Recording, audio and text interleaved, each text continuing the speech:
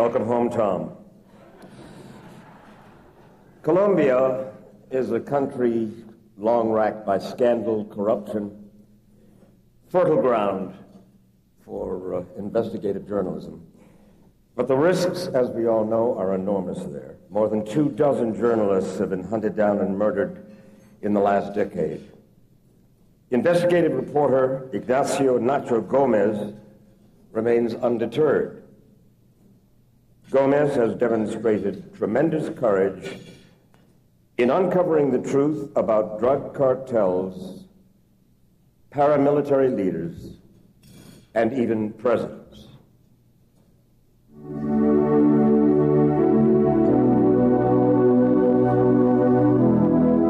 Ignacio Nacho Gomez carries a distinction that no journalist would ever want. Since I've been working as a journalist, I have received 3 or 4 death threats a year. In the corrupt and violent landscape that is Colombia, being an investigative reporter is among the most hazardous lines of work, but it has driven Gomez for 18 years. He's just the kind of person who he has to know. You can't keep a secret from Nacho. That's just his nature. To zero in on the ties between Colombia's drug lords and politicians, or the role of leftist guerrillas, the military and paramilitary forces in massacres. He's been doing it and dealing with it since 1986, when he joined the venerable newspaper El Espectador. 4 months later, the managing editor of the paper was killed in front of the paper. The newspaper's offices were bombed. In the years that followed, 16 more El Espectador journalists and dozens from other news organizations would be killed, including Jaime Garzón, a television news commentator. But Colombian journalists could at least confront the threat, rationalize it, knowing that they had the support of their society and, in large measure, their government. No longer. When Gomez, now a television correspondent, reported on alleged ties between then presidential candidate Álvaro Uribe and the Medellin drug cartel, there were numerous death threats. And something else. Uribe himself made a comment. He said, freedom of the press is one thing, but journalists who work for nefarious actors in this country, that's something else. Uribe's implication seemed to be that journalists themselves were tied to the drug lords. And that was a very chilling statement. Over the years, the threats have forced Gomez to leave Colombia 4 times and prompted him to start Colombia's first press freedom organization. Freedom of the press, for me, is the most important right for a society, and is the most important tool for a society to be free.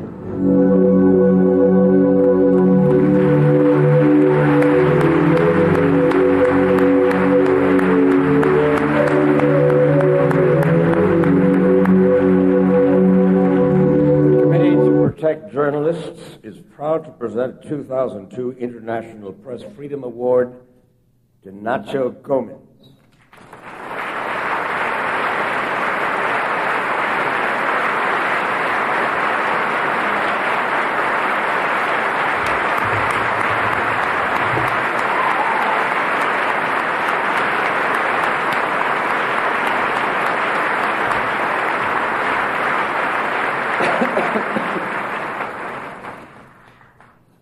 I'm so happy. Colombia has always been a dangerous place to be a journalist.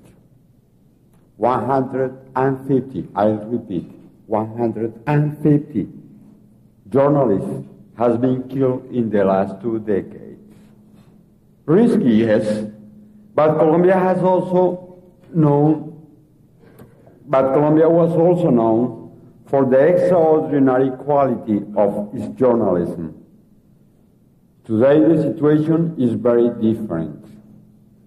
There are still few examples of good work, but with the closing of one of only 2 national papers and 23 news shows on TV, there is not enough quality journalism to give an accurate picture of the country.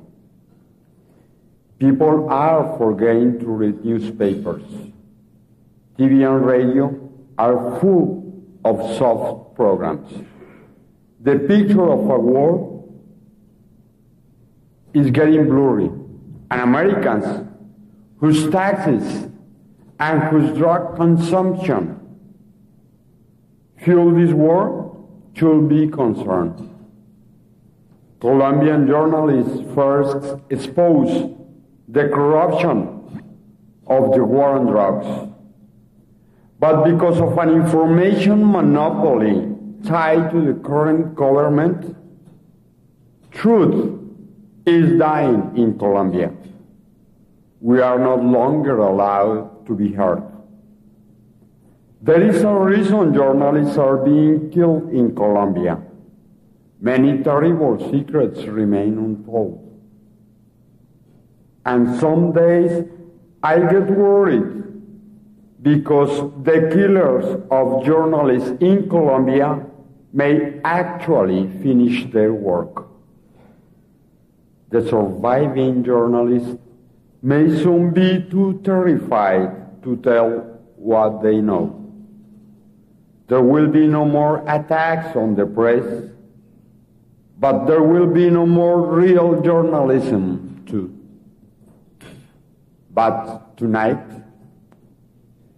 seeing all of you here, I know that we are not alone, and that we may still prevail against the powerful forces who want to keep us mute. Thank you for coming here. Thank you. Thank you very much.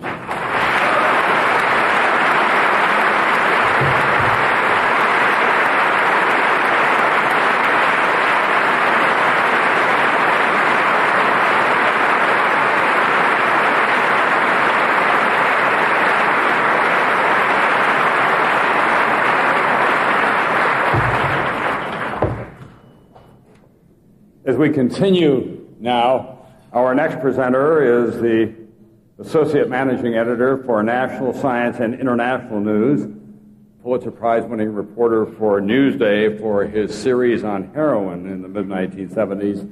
Ladies and gentlemen, Les Payne.